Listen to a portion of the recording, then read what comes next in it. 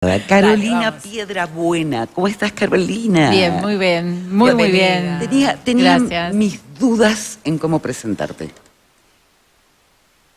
Has hecho mucho, tu gestión pública ha sido inmensa.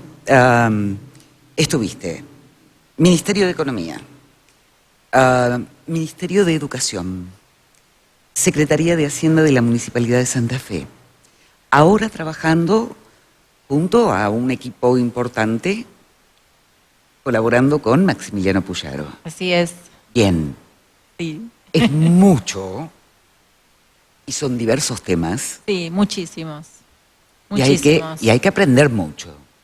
Sí, una gran experiencia. Es yo siempre digo que es una gran responsabilidad, ¿no? El ejercicio de la función pública y sobre todo en lugares tan importantes, ¿no?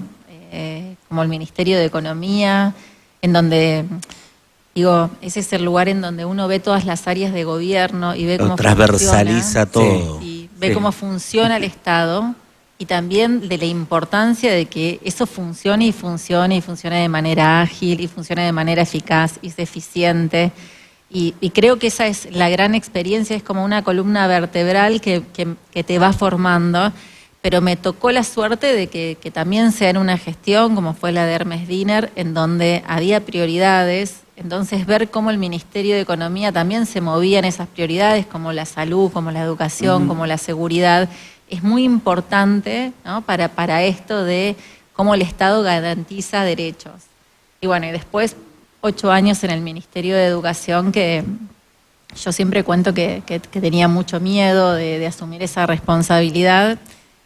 Acababa de ser mamá con 45 días y lo primero que dije es, no sé si puedo asumir una responsabilidad tan grande, porque es el mayor presupuesto que tiene la provincia, porque son las escuelas con más de 5.000 escuelas, con más de 80.000 docentes. ¿Cómo voy a hacer yo?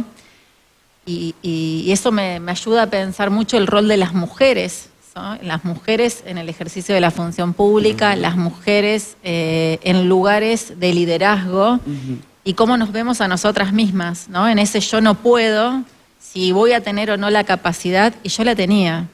Estoy segura ahora, viendo con el espejito retrovisor, que tenía la capacidad para hacerme cargo de ese lugar, para hacerlo de la mejor forma, para gestionar y para que eso se termine transformando, ¿no? En edificios, en acompañar con el mantenimiento de las escuelas. Digo, hay un montón de cosas que uno pudo ver plasmada, pero bueno, en esto de cómo nos vemos muchas veces las mujeres y lo importante de esto cuando hablamos de empoderarnos, ¿no? Mi primer respuesta a eso fue el yo no puedo. Dudar de alguna posible capacidad. Dudar de alguna capacidad. Y eso en un texto que los otros días estaba en un congreso y lo leía, el síndrome del impostor, ¿no? El de si te felicitan, ay, no, me está felicitando porque, no sé, por algo será, un ascenso, ay, no sé si lo merezco. Porque lo evalúa mal, digamos. Sí, creer que tenemos que hacer, ¿no? El doble de lo que hacen los hombres para merecer algo, ¿no? Y entonces, y me parece que eso nos pasa a muchas mujeres y por eso lo cuento, ¿no? Lo cuento con el espejito retrovisor. Es como un auto boicot. Es un auto boicot. No es como. Pero que, es. a ver, es re interesante esto que propone Claudia y está bueno traerlo a la mesa. Primero porque hay zonas que parece que las mujeres no estaríamos preparadas y que aparte, insisto, no parece, y que el sistema no nos prepara. Por eso la brecha está en tecnología, en economía. Por eso las mujeres, por ejemplo, en tecnología llegamos menos. Lo hemos hablado en el año pasado y en ciclos anteriores. Y lo seguimos hablando, ¿no? Con respecto de cómo nos preparan las mujeres para determinados espacios y otros no. Y el espacio de los números y la gestión no es un espacio en el que nos preparan, sino que nos hacemos caminitos solitas. Y ahí es donde vienen todas estas miradas, ¿no? Sí, el camino sola es el de la mujer. Yo siempre digo que acá es muy importante, ¿no? Esto de cuantos más mujeres seamos, las que estamos en política, la que va a cambiar es la política, ¿no? Sí. Cuanto menos seamos, la que cambia es la mujer. ¿No? Hay una frase de una militante de mi partido, que es Florentina Gómez Miranda, que la decía, Y a mí me parece que es muy interesante. Lo que vos decías de las mujeres en la ciencia o las mujeres en determinadas profesiones, en donde normalmente no las vemos en ese lugar. Porque es cierto, a las mujeres nos enseñan para cuidar, para ser empáticas, otro tipo de funciones, otro tipo de roles, pero no nos preparan para ser grandes líderes. Y ahí está el kit. Nosotros tenemos que ser empáticas y pensar en el otro a la hora, sobre todo, de hacer política. ¿Cómo no vamos a pensar en el otro? La mujer no tiene que dejar eso, sino que tiene que sumar, sobre todo en la educación, eso de, bueno, vos vas a poder ser una gran líder. Vos vas a liderar en la ciencia, vas a liderar siendo una arquitecta, vas a liderar siendo la madre que lidera el hogar y organiza todo el hogar, pero vas a ser una líder. Y me parece que eso está buenísimo siempre dejarlo, ¿no? Hay que machacar que podemos, que tenemos las capacidades y que somos buenas haciéndolo. Vos sabés que yo creo que las nuevas generaciones a esto lo tienen muchísimo más claro, ¿no? O sea, es mi generación una de las más difíciles en asumir ese tipo de cuestiones. Siempre está esa culpita que dejamos de hacer cosas que tienen, pero me parece que es más etario. ¿No? Coincidir, porque en esto sí creo que coincido con la mirada de Carolina, que tiene que ver con seguir invirtiendo en las posibilidades de abrir, porque está probado que que en las primeras infancias, o sea, todo lo que tiene que ver con lo lúdico, por eso está buenísima también la editorial que hizo, que escribió hoy Ezequiel, está probado que durante las infancias las diferencias de géneros con respecto a los territorios no están tan marcadas por las niñeces, sino por los adultos, ¿no? Entonces nos empiezan a encasillar y a mostrarnos a qué lugar social deberíamos ir. Y eso sigue existiendo al día de hoy, porque quienes educan, quienes son educadores, son los adultos. Entonces, después, digamos, las chicas que, por ejemplo, nos gusta la tecnología, voy a contar está muy mal lo que voy a hacer, pero voy a contar una anécdota. Yo quería estudiar robótica y a mí me dijeron que no me daba la cabeza con las matemáticas y era muy buena. Terminé estudiando una social, porque también me daba la cabeza para la social, pero la robótica no, era de varones. O quería estudiar mecánica y esa era de varones. Bueno, digo, más allá de eso, me parece que hoy nosotras, y esto me parece que hace a lo que trae Carolina, ¿no? Ayúdame con esto, Caro. Vos que sos una chica de los números, de la gestión, que atravesaste aparte de dos lugares claves, como decías, ¿no? Economía y educación, nada más y nada menos. Propone como preparar otro territorio, ¿no? Sí, yo soy abogada aparte. Ahí está. Vos que sos de las ciencias duras también. ¿Sí? Soy abogada. Entonces, aparte, es decir, la preparación que uno tiene que ver con la gestión pública. Es decir, hay un montón de técnicos, pero el liderazgo, ¿sí? que es el que hay que ejercer, el que estar preparado para el manejo de la gestión pública, es muy importante. Entonces, no encasillarnos, y yo es como que coincido un poco y un poco con los dos. Creo que sí, hay una realidad distinta en los jóvenes en cómo se ven unos a otros, pero también digo que uno cuando ve los números de quiénes entran o cuántas mujeres entran en la ingeniería o cuántas mujeres entran en las escuelas técnicas, por supuesto que podemos decir, sí, hay muchísimas más chicas en las escuelas técnicas y ojalá haya muchísimas más en las escuelas técnicas, que no sea la única alumna una, ¿sí? Que haya muchas más, pero todavía falta. ¿Por qué? Porque no incentivamos de alguna forma en las niñeces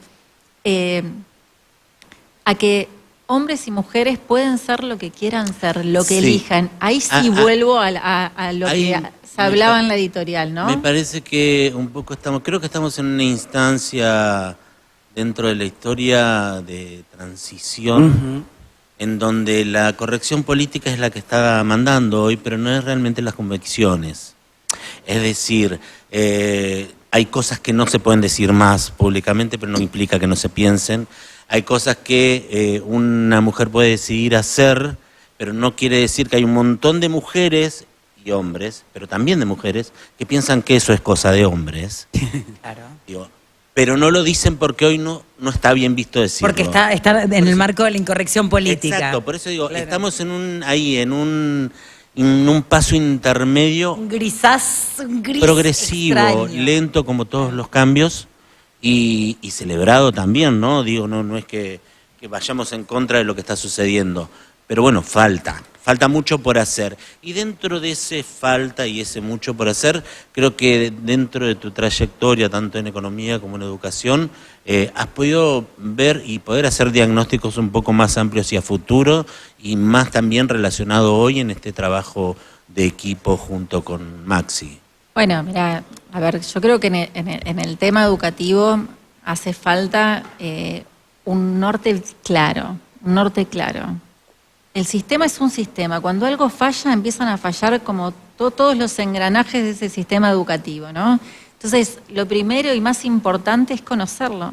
Y nosotros eso estamos haciendo desde los equipos que trabajan en un programa de gobierno. Uno, estar en cada una de las escuelas, ver lo que pasa. No se puede decir que otros decidan lo que tiene que pasar adentro de las escuelas sin poder ver cuál es la realidad. Escuchar, hay que escuchar. En todo momento.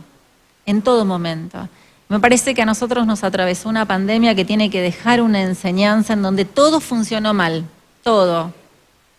¿Sí? A los docentes le tiraron, ¿sí?, por la cabeza que tenían que enseñar a través de la virtualidad y no estaban preparados para la virtualidad.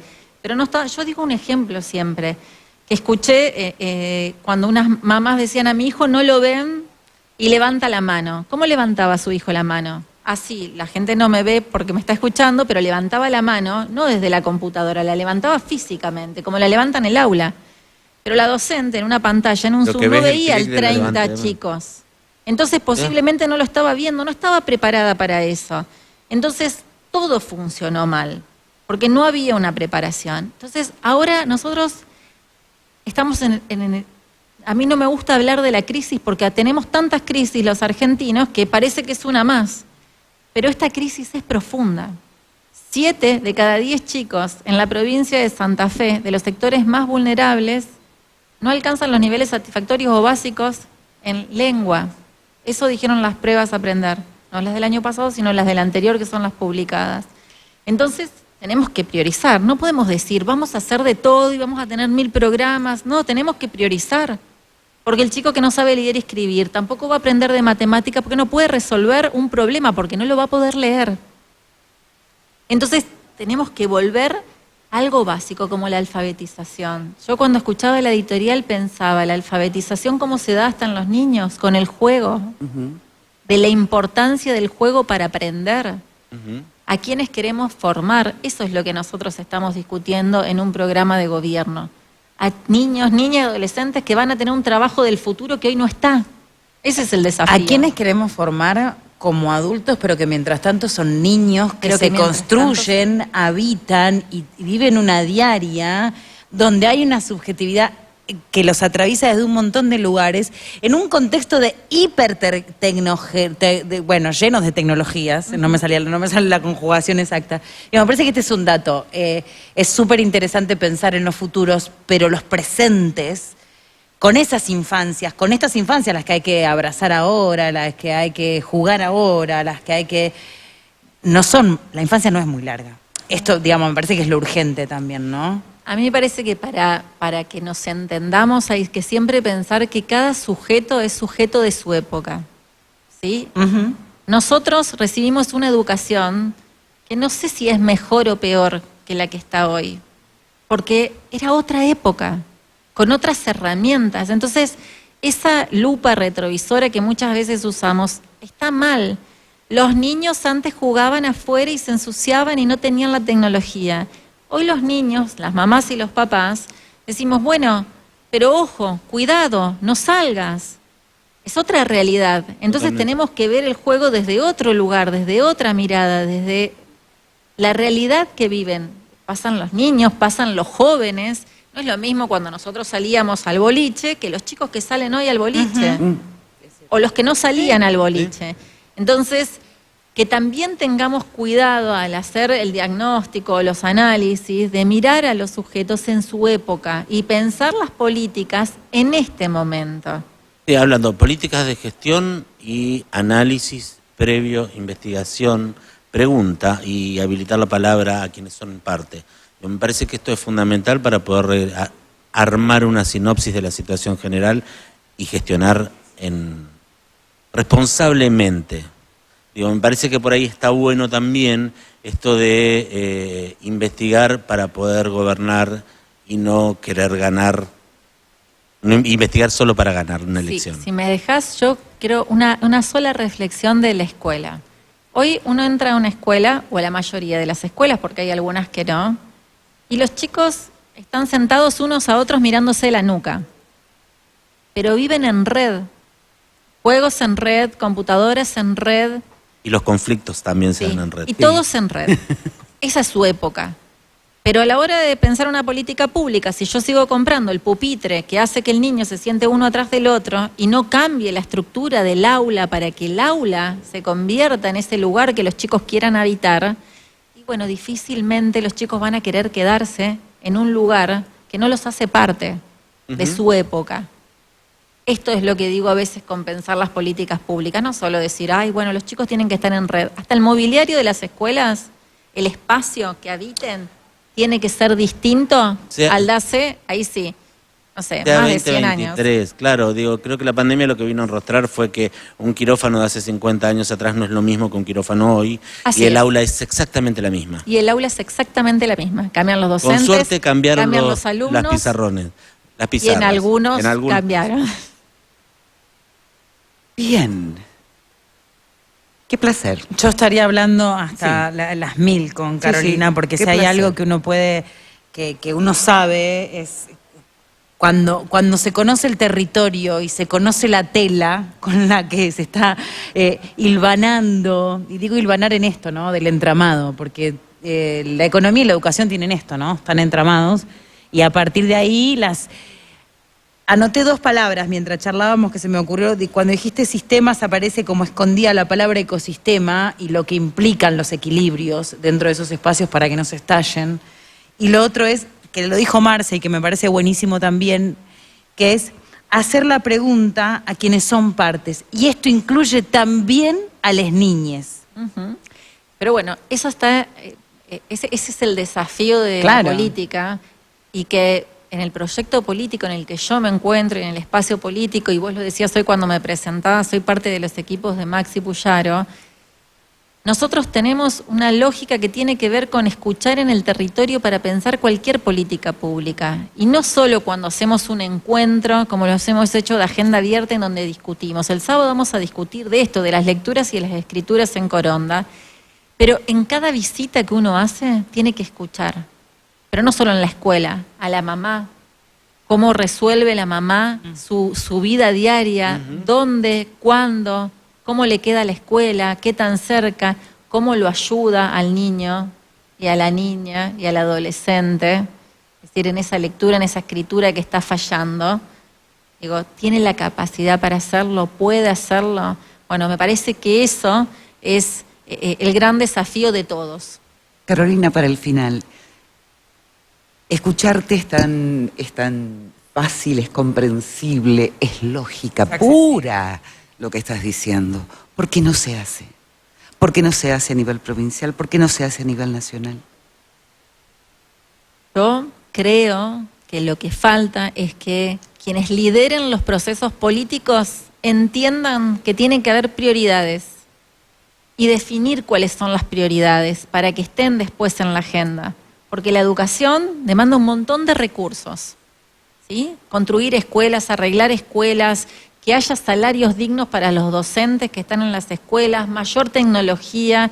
Entonces, si no hay una prioridad de quien lidera el proceso político, no solo provincial, nacional, provincial y municipal, no hay una prioridad después en la educación. Falla porque lo que faltan es líderes que estén convencidos que tiene que ser una prioridad en la Argentina la educación. Y que tiene que ser calidad. Tiene que es ser cualitativo de calidad y no cuantitativo. Una hora más de clases no va a cambiar las cosas y la calidad del proceso educativo no se mejora. Así es. Gracias. Gracias, Gracias a Te ustedes. esperamos pronto. Un placer.